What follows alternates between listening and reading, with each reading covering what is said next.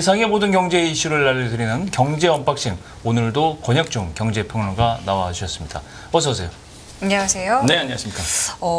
이 합계 출산율이 참 낮다는 얘기 많이 들으셨죠? 문제죠. 근데 네. 이게 또 떨어졌다고. 뭐 얼마 나오는지 아세요? 수치? 그래서 오늘 원고를 보니까 0.78이죠? 작년에 0.78이었죠? 네. 더 떨어졌어요, 여기서? 더 떨어졌어요. 그래서 오늘 그 얘기를 좀 해보려고 하는데 예. 뭐 어느 정도 수치 나왔을까요? 이게 지난 2분기였습니다. 이제 합계 출산율이 분기별 최하 이렇게 나왔는데 예. 이게 합계 출산율 하면은 잘 이해가 안 되실 건데요. 예. 이제 가임기 여성 그러니까 이제는 15세에서 49세로 봐요. 보통 이 가임기 여성이 이제는 평균적으로 나올 수 있는 가능성이 있는 출생아 수 이렇게 그러니까 보통 평생 얘기를 해요. 낳는 아기의 숫자인가요? 지금? 네, 맞습니다. 그렇군요. 예, 그래서 이제 이게 2분기에 0.7명으로 나왔어요. 그러니까 아까 말씀하셨던 0.78명은 이제 작년 합계 출산율이었고 2분기 기준으로 0.7명이 나왔기 때문에 네. 뭐 더 떨어졌다라고 보시면 되는데 예. 최근에 이슈가 됐었던 영상이 하나가 있습니다. 그게 뭐냐면은 그 캘리포니아대 이제 명예 교수, 미국에 계시는 여성 이제 교수님이신데 인종 성별 계급에 굉장히 그 석학이시죠. 이분께서 이제는 우리나라의 합계 출산율을 듣자마자 와우 이런 얘기를 했습니다. 어떤 얘기를 했냐면 이 정도로 낮은 수치의 출산율은 들어본 적도 없다. 이러면서 이게 완전 밈이 됐었죠. 대한민국 완전 망했네요. 와우. 예, 이 영상이 밈이 돼갖고 막 젊은 친구들한테 막 돌아다닌 적이 있었고 지금도 돌아다니고 있습니다. 아, 뭐 봐야 되겠네요. 예, 그 정도로 사실 지금 뭐 합계 출산율에 대해서 놀라고 있다. 석학들도. 그래서 근데 그때 그 교수님이 봤던 이 합계 출산율은 작년이었어요. 0.78명. 근데 만약에 2분기 거 봤었으면 2분기 거 봤었으면 더 놀라셨겠죠, 이제. 쇼킹하네요. 네, 0.7명으로 떨어졌으니까. 네, 그래서 0.7명으로 이제 되고 있다 보니까 그 정도로 우리나라의 지금 출산율에 이제 문제가 불거지고 있고 네. 보통 이제 출산율이 왜 문제냐라고 본다 그러면 도대체 그럼 생산은 누가 하나 그런 거죠. 이제 생산의 3요소가 이제 토지가 있고 그다음에 노동이 있고 이제 자본이 있는데 노동이 없어지는 거죠. 네, 뭐 일할 사람이 없어지면 우리나라의 경쟁 성장률은 떨어질 수밖에 없고 그래서 뭐 이런 부분도 이제 문제가 될 수밖에 없는 부분입니다. 그래서 지금 6월 출생아 수를 봤더니 6월 출생아 수가 한 18,600명 정도가 돼요. 근데 네. 이제는 6월 달에 또 사망자 수를 봤더니 26,000명 정도가 됩니다. 더 높군요. 네, 사망자 수가 더 많은 거예요. 인구가 계속 준다는 거죠. 그렇네요. 그렇죠. 계속적으로 이제 인구가 줄 수밖에 없고 지금 2019년 11월 달부터 44개월째 자연 감소세입니다. 인구가. 근데 특징적인 거는 이제는 세종시를 제외하고 나서 모든 지자체가 다 감소세다라고 좀 보시면 되겠습니다. 통계를 봤더니요, 2012년, 그러니까 10년 전이죠. 네. 정확하게 11년 전인데 이때 1.3명이었어요, 합계 출산율이. 네. 거의 절반으로 떨어진 거죠. 절반이 된 거예요. 심각한데요. 10년 만에 출산율이 반토막 났다는 거 아니에요? 네, 맞습니다. 이게 지금 더 내려갈 거다 이렇게 보고 있거든요. 네. 예, 지금 학계에서도 아니면은 뭐 경제계에서도 우리나라의 합계 출산율은 이제 더 내려갈 수밖에 없다라고 이제 예상을 하고 있어요. 아까 말씀드린 것처럼 작년 합계 출산율이 0.78명이라고 이제 말씀을 드렸는데 올해 상반기 합계 출산율이 0.76명으로 이제 조사가 됐습니다. 예. 그럼 보통 이제 하반기에 우리가 많이 낳으면은 뭐 0.78명 될 수는 있겠죠. 근데 보통 아시겠지만 아이를 낳는다 그러면 저도 애를 낳았지만 연초에 낳거든요, 보통. 예, 연말에 가서는 잘 계획적으로 왜냐하면 나이 때문에 그럴 수도 있고요. 그래서 그러다 보니까 보통 1년으로 본다 그러면 연초에 많이 낳아요. 그럼 연말에 낳을 가능성 많이 없는 거죠. 그러다 보니까 차트를 보면 갑자기 올라올 리가 없잖아요. 예, 그렇죠. 그래서 지금 작년 연으로 봤을 때 0.78명이 이번 연도에 안 될 거다. 이거보다 더 떨어질 거다라고 지금 이제는 예상을 하고 있습니다. 그래서 이런 부분들도 문제고 출생아 수 봤더니 아까 정말로 잘 말씀하셨는데 이게 지금 1970년대에 100만 명이었어요. 근데 지금 연간? 예, 연간이죠. 근데 2002년도에 출산 수가 49만 명 됐습니다. 그러니까 30년 만에 이제 반토막이 났는데, 근데 문제가 12년도에 48만 명이었는데 이게 10년 만에 또 절반이 된 거예요. 그러니까 이제 갈수록 계속적으로 반토막이 나요. 예, 가파려주고 있는 거죠. 좀 20만 명 되겠네요, 거의. 뭐 거의 지금 보면 25만 명 정도 됩니다. 와, 예. 저희 때가 100만 명이었는데. 그러니까요. 그래서 지금 본다 그러면 4분의 50년 만에 4분의 1. 4분의 1이요. 예, 된 거죠. 그래서 지금 그 정도로 지금 출산에 대해서 뭐 사회적으로, 뭐 국가적으로 이제 큰 문제가 되고 있고 출산 연령도 되게 높아지고 있어요. 지금 조사를 해봤더니 평균 출산 연령이 33세 정도가 됩니다. 예. 그다음에 첫째아 출산이 33세고요. 그다음 둘째아가 34세, 셋째아가 35세 되면서 점차적으로 이제는 고령화, 네. 출산 그러니까 나이도 높아지고 네, 그래서 고령 출산이 좀 높아지고 있는 이런 분위기가 이제 목격이 되고 있습니다. 네. 이 출산율에 대해서 뭐 우리나라뿐만 아니라 아까 잠깐 언급해 주셨지만 외국에서도 네. 이 현상이랄까요? 지금 이 모습에 대해서 굉장히 좀 주의 깊게 보고 있다고 오늘 들었는데 뭐 어떤 이야기들을 하고 있을까요? 예, 다시 한번 말씀드리지만 이 출산율은요, 출산에 대한 문제는 국가의 생존이죠, 사실. 우리나라는 진짜 한 명도 안 되기 때문에 네. 지금 국가의 뭐 생존의 문제라고 저는 볼 수가 있겠고 이런 그렇기 속도로 때문에 떨어지면 뭐 불을 보듯 뻔한데요. 맞습니다. 그러다 보니까 지금 경제계에도 관심을 가질 수밖에 없는 분야예요. 그러니까. 그러다 보니까 지금 뭐 주요 일간지죠, 미국의. 그래서 월스트리트저널이 한국 저출산 문제를 이제 심각하게 바라보면서 보도를 했습니다. 그래서 한국 사회의 고질병인 병폐다라고 이제 꼬집었는데 네. 부모에게 돈을 지급했어요, 우리나라가. 계속적으로 출산해라 출산하면서 보조금도 지급을 했는데 이거 가지고는 사실 해결하지 못했다는 거죠. 그래요. 지금 봤더니 뭐 280조 원을 이제는 보조금으로 이제 부모들한테 줬는데 우리나라의 합계 출산율이 한 명도 안 되는 상황으로 이제 됐다는 거죠. 그래서 실패했다. 이러면서 이제 조명을 한 겁니다.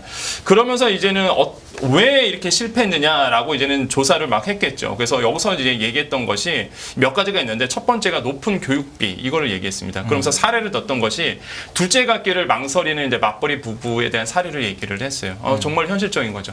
교육비가 높다 보니까 둘째 낳기가 굉장히 어려운 부분.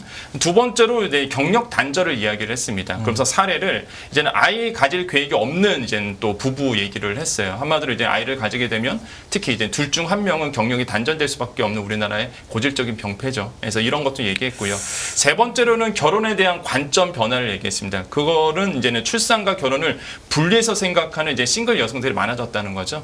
이런 것들도 이제 조명을 했고 네 번째로는 이제 핵심인데 높은 주거비를 얘기를 했습니다. 그러니까 사례를 뒀던 것이 서울의 출산율이 0.59명이거든요. 그러니까 다른 지자체보다 훨씬 더 낮습니다. 그러니까 제일 낮아요, 사실. 그러네요.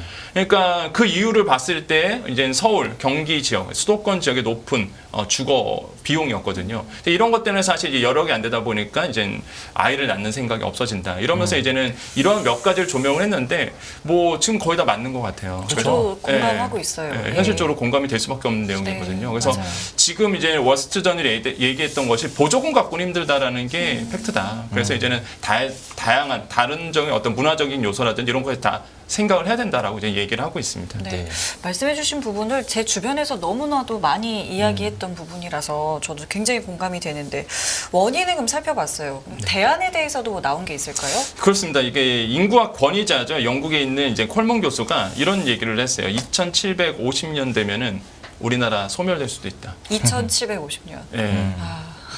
뭐 우리 세대는 아니겠지만 그래도 뭐 미래 세대는 소멸이 어쨌든 보인다는 그렇죠. 거잖아요. 그러니까 대한민국이 없어질 수도 있다. 이런 얘기를 했는데 일단 2006년 유엔 그 인구 포럼에서 이런 얘기를 했습니다. 사실 이제 한국이 1호 인구 소멸 국가가 될 것이라고 이미 이제 경고를 했었고 아까도 말씀드렸지만 2750년에는 한국이 존재하지 않을 수도 있다. 이런 얘기를 했어요. 그래서 이게 사실 뭐 국가적인 문제가 이제 될 수밖에 없는 부분이고 그러면서 같이 얘기했던 것이 그럼 인구 정책에서 성공했던 나라들을 좀 볼 필요가 있다. 대표적으로 이제 미국 아니면은 이제는 유럽 국가라고 보시면 되겠는데 네. 뭐 영국, 뉴질랜드, 캐나다, 호주, 뭐 미국, 그다음에 뭐 덴마크 이런 나라를 꼽았어요. 이런 나라들은 이 인구 정책에서 성공했습니다. 근데 공통적인 게 뭐냐면 이들 나라의 공통점이 저출산 대책이라든지 인구 대책이 없었다는 거예요. 네. 뭐 되게 신기하죠. 없어요. 따로 있진 않습니다. 근데 이제 공통점이 뭐냐 그러면은 성평등을 강조했던 나라들. 그 다음에 이제는 노동과 직장 환경이 전반적으로 양호했다는 거죠. 그러니까 이제 보조금을 지급해서 돈을 줘서 이제는 출산해라 인구를 이런 이게 분위기가 아니라 사회적인 전반적인 문화라든지 아니면은 그래요. 기본적인 그게 사회적 더 구조가 중요하죠. 예, 성평등과 그다음에 말 그대로 이제 일하기 좋은 예, 정말로 자녀 키우면서 일하기 좋은 어떤 직장 환경도 만들어졌다는 거죠. 그래서 이런 것들이 이제 공통점이다라고 얘기를 했고 그래서 강조했던 것이 문화적 변화를 이제 꼽았습니다. 콜먼 교수가. 예, 그 문화적 변화는 이제는 그런 개념이에요. 어떤 개념이냐면 말 그대로 이제는 뭐 대표적으로 사람들만 비혼 출산도 가족으로 인정을 해야 된다는 거죠. 그러니까 결혼을 안 하고 아이를 낳는 거. 네. 그러니까 우리나라에서 보면 굉장히 그게 뭐 결혼하면 당연히 아이를 낳아야 되고 뭐 이런 압박이 있었죠. 그렇죠. 그다음에 어떻게 결혼을 안 하고 아이를 가질 수 아이를 가질 수 있느냐. 정말 그 이데올로기 자체가 사회적 시선도 가부장적인 좀 있고요. 그렇죠. 예, 가부장적인 이데올리가 아직도 우리 사회는 있잖아요. 그러다 보니까 그런 관점들 없어져야 된다는 거죠. 충분히 비혼 상황에서 애도 나올 수 있다. 그걸 가족으로 인정해야 된다. 그다음에 또 하나가 이제는 난임 부부에 대한 뭐 시술비 지원인데 우리나라는 이제는 그 고소득자는 지원하지 않습니다. 네. 예, 지금 현재는. 그러니까 소득이 높으신 분들은 난임 시술비를 소득별로 차등화 두고 있거든요. 네. 그러니까 그걸 둘 필요가 없다. 그걸 왜 두냐? 그러니까 맞아요. 다. 네. 예, 뭐 고소득자든 저소득자든 간에 그냥 난임 부부라면 다 지원하는 게 맞다. 이런 얘기를 했거든요. 그래서 저는 굉장히 현실성이 맞는 얘기고 이런 것들을 이제 귀담아 들 필요 있고. 그래서 이번에 이제 현 정부가 이번에 이제는 특히 이제 유럽 나라에 대한 인구 정책에 성공했던 나라들에 대해서 연구를 이제 들어갔습니다. 그래서 뭐 비판이 있었어요. 이제 와서 하냐 이런 얘기도 있는데 저는 뭐 이제 와서 한 것도 참 다행이다. 그럼요. 그래서 지금 이제는 연구 발주를 했기 때문에 아마 이제는 연구를 통해서 이제는 성공했던 나라들에 대한 사례가 나오지 않을까 생각하고 있습니다. 이 보조금 준다고 이 저출산 문제 해결되는 건 아니라는 건 아는데 맞습니다. 이걸 좀 뭐 지혜롭게 좀 지불을 해야 되고 맞습니다. 어쨌건 결혼을 하지 않는 문화로 생기는 네. 이 측면도 있어요. 맞습니다. 결혼 안 하다 보니까 자꾸 늦춰지다 보니까 그쵸. 애기 안 낳고 결혼도 왜냐면 해야- 이게 경제 문제거든요. 맞습니다. 결혼하고 아이를 안 낳는 거는 그 중에는 경제 문제가 대부분이에요. 네. 사실은 그쵸, 여성들의 여력이 없는 여성들의 그 근로에 대한 욕구를 굉장히 육아가 방해한다. 이것도 그렇고 맞습니다. 그걸 시스템적으로 한 아까 북유럽 국가들이 이제 그렇게 해결을 한다는데 네. 그건 정말 맞는 얘기라고 생각하는데 네, 맞습니다. 이게 경제 문제인 게 또 하나가 이제 저출산 되면은 악순환이 생기면서 결혼 안 하고 아이 안 생기고 아이 안 생기니까 결혼 안 하고 이렇게 되는데 맞아요.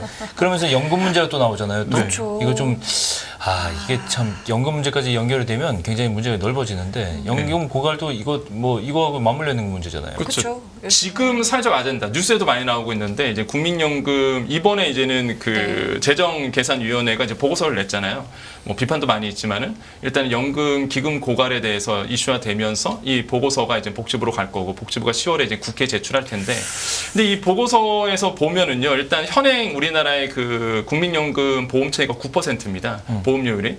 근데 만약에 현행대로 간다 그러면 2055년도에는 이제 연금 소진이 된다. 이렇게 이제 발표를 했단 말이에요. 그렇군요. 그래서 이제 요율을 올려야 되고 그다음에 이제는 더 많이 내고 더 늦게 받는 개선으로 됐는데 사실 지금 그러다 보니까 이 국민연금이 굉장히 지금 이슈입니다. 근데 인구까지 적어지게 된다 그러면 말 그대로 이제 기금 소진이 더 빨리 돌아올 수밖에 없는 그래요. 부분이겠고 미래 세대가 없잖아요. 예. 특히 이제 연금 같은 경우에는 저는 항상 얘기할 때 이제 반응을 보잖아요. 시니어 분들이나 청년 세대나 굉장히 관심 갖고 있는 게 연금이에요. 맞아요. 예, 그래서 이 인구 문제와도 같이 걸려 있는 문제고 말씀드릴 수 있고 지금 아까 말씀하신 것처럼 결혼 출산 시점이 굉장히 늦어지고 있는 부분도 지금 그 저출산에 대한 후폭풍으로 지금 불거지고 있습니다. 그래서 지금 아까 말씀드렸지만 남자 같은 경우가 한 36세 평균 지금 결혼 연령이. 네. 그 정도 된 것 같아요. 예, 여성분들 같은 경우에는 산모 출산 평균 연령이 33세 정도가 되고 그러다 보니까 점점 더 늦춰지고 있다고 보시면 되겠고 그렇죠. 또 하나를 본다 그러면 결혼 출산 기피 현상입니다. 청년 세대들에게. 아까 말씀하셨던 뭐 주거에 대한 문제도 있을 거고 여러 가지 문제가 있을 텐데 통계를 봤더니 이게 통계청이 최근 10년간의 19세에서 34세 청년층을 대상해서 서베이를 돌렸는데 결혼을 긍정적으로 생각하는 청년 비율이 36%로 나왔습니다. 근데 이게 12년도에는 56% 조사됐거든요. 많이 그러니까 줄었네요. 많이 줄었죠. 한 20%포인트 정도가 줄어버린 거예요. 그러니까 결혼을 긍정적으로 보지 않다는 거죠. 그 다음에 이제는 뭐 결혼 후 아이를 가질 필요가 없다고 생각하는 비율이 지금 53%입니다. 이게 18년도에는 46%였거든요. 이게 문제네요. 또. 예, 그러니까 결혼해서도 아기 가질 필요 없다라는 비율이 점점 높아지고 있는 거예요. 그래서 이런 어떤 사회적인 관념들도 많이 바뀌고 있다 보니까 지금 뭐 저출산에 대한 이슈가 계속적으로 나올 수밖에 없는 부분이다. 예, 그래서 야 이거 생산은 도대체 어떻게 하나 이런 생각이 많이 듭니다. 결혼을 하는 거에 대해서 회의적이고 부정적인 생각을 청년들이 갖고 있다고 했는데 안 해도 똑같아요, 사실. 네. 한번 해보고 후회하는 게 낫을 거예요. 조언을 주신 거죠, 우리 청년 시청자분들에게. 맞습니다. 돌아가 보면 네. 월스트리트저널이 저출산 정부의 대응책이 뭐 효용이 별로 없었다. 네. 효과가 별로 없다. 그럼 어떻게 해야 되는 거예요, 지금? 근데 저는 이제 현금성 지원보다는 이번에 이제 정부가 발표했던 주거 안정 쪽에 포인트를 줬거든요. 그러니까 네. 이번 이 현 정부가 이제는 그러면 출산율을 어떻게 높이기 위해서 어떤 근본적인 문제가 있을까라고 봤을 때 주거 안정에 대한 힘을 실어주자. 그래서 이제는 이런 신혼부부라든지 아니면 특히 이번에 특징이 뭐냐면 그 신혼 부부에 대한 특혜보다는 네. 아이를 낳은 부부에 대한 특혜. 그것도 좋네요. 예, 거기에 포인트를 줬던 게 그러네. 달라요. 예, 지난 정부와 지지난 정부의 차이점이죠. 조금 이제 네. 효율성을 생각하기 시작하네요. 그렇죠. 이제는 아이를 낳은 가구에게 주겠다라는 거죠. 그래요. 그러니까 대표적인 게 이제는 그 출산 가구에 대한 자금 주택, 그 저리융자죠. 이거에 대한 소득 제한을 좀 풀어준 부분이 있습니다. 대표적인 게 디딤돌 대출이고요. 디딤돌 대출이 이제는 정말로 사회 초년생이라든지 아니면 처음 내 집 마련하신 분들한테 대출 융자를 해주는 부분이고 버팀목 전세자금 대출도 마찬가지예요. 이게 부부 합산 7천만 원까지밖에 커트라인이 있었어요. 그럼 부부 합산에서 7천만 원 너무 적다. 그래서 요번에 2배로 늘렸습니다. 1억 3천만 원. 예, 여기 안에 들어오신 분들은 아니 저는 이것도 마찬가지. 이것도 뭐 저렇게 뭐 금액 할 거 없이. 그냥 소득 상관없이 그냥 풀어버리는 게 낫겠다. 그렇죠. 근데 이게 워낙 그 서민들을 위한 자금으로 나왔다 보니까 이게 만약에 확 풀어버리면 또 반론이 만만치가 않습니다. 예, 뭐 부자들에게 또 퍼준다 뭐 이런 얘기가 나올 수밖에 없기 아니 때문에. 그러면 저출산 문제를 근데 해결할 수 이 정도 화끈하게 해결할 수가 없어요. 그러니까 이 이게 정도 그렇죠. 이게 저출산은 급한 지금 건데 이게 목적이 그건데 이걸 뭐 자꾸 이런 조건을 다는 게 저는 좀 이제 다음에 또 바뀌지 않을까요? 그렇죠. 어떤 뭐. 식으로든. 그래서 이번에 주관적 대책이 발표했을 때 이제는 소득의 구간을 이제 1억 3천 좀 더 풀어준 부분이 있고요. 예. 그 다음에 이제 육아휴직 유급 지원 확대가 12개월에서 18개월로 늘어났고요. 예. 그다음에 이번에 이제 발표를 했죠. 부모 급여가 있습니다. 그래서 영세 아이를 두신 분들에게 100만 원. 을 이번에 인상을 했죠. 그래서 원래 70만 원이었다가 100만 원으로 맞아요. 됐고요. 한 세 아이를 둔 부모는 이제 50만 원. 저는 굉장히 좋다고 보여집니다. 네. 저도 애를 키워봤지만은 필요해요. 예, 필요하고 맞아요. 그래서 그래서 이런 뭐 부모 급여에 대한 부분도 이제는 현실적으로 좀 풀어줬다. 이런 것을 봤을 때 제가 봤을 때는 뭐 저출산 대책 이런 부분도 이제 눈에 띈다라고 좀 생각을 해보겠고 그렇군요. 또한 이제는 나오는 게 신생아 특별공급 신설이 됐죠. 특히 이제는 이번 정부가 밀고 있는 게 뉴홈이잖아요. 공공 분야. 네. 여기에서 이제 혼인 여부 무관입니다. 자녀 출산 시 특별공급이 들어가는. 예, 그러니까 자녀를 출산했다. 그러면 혼인 여부와 상관없이 이제는 공공 분양에 대해서 이제는 말 그대로 이제 물량을 주겠다라는 거죠. 좋네요. 그래서 예. 대상 같은 경우에는 2년 이내 임신 출산 이게 이제 조건이고요. 그다음에 소득이 도시근로자의 월평균 소득 150% 이하시면 되고 공급은 연 3만 원 정도 되어 있습니다. 그래서 저는 이제 이번 정부가 밀고 있는 게 뉴홈이고 그다음에 뉴홈에 대한 여러 가지 이제는 공급 정책이 있는데 여기 이제 신설해서 출산한 가구에게 주겠다라는 거는 굉장히 저는 현실적이다. 예, 잘 나왔다라고 좀 생각을 해보겠고 민간 부문도 마찬가지입니다. 생애 최초 신혼부부 특공 시 출산 가구에 대해서 이제 우선 공급해주는 부분. 그러니까 시스템 자체가 뭐 신혼부부 이게 아니라 출산 가구. 조금씩 바뀌네요. 네, 그래요. 출산 가구 여기에 포인트를 줬다는 게 이제 특징이다라고 좀 생각을 해봅니다. 그렇군요. 알겠습니다. 이거 정말 심각한 문제인데요. 오늘 권혁준 평론가님과 함께했습니다. 다음 주에 뵐게요. 고맙습니다. 네, 네, 감사합니다. 수고하셨습니다. 끝없는 위기 속 기회는 언제나 숨어 있습니다. 성공한 투자 고수들과 나눈 투자의 철학. 다가올 기회를 잡아내는 부의 만찬으로 여러분을 초대합니다. 푸짐하게 한 상 차려놓았습니다.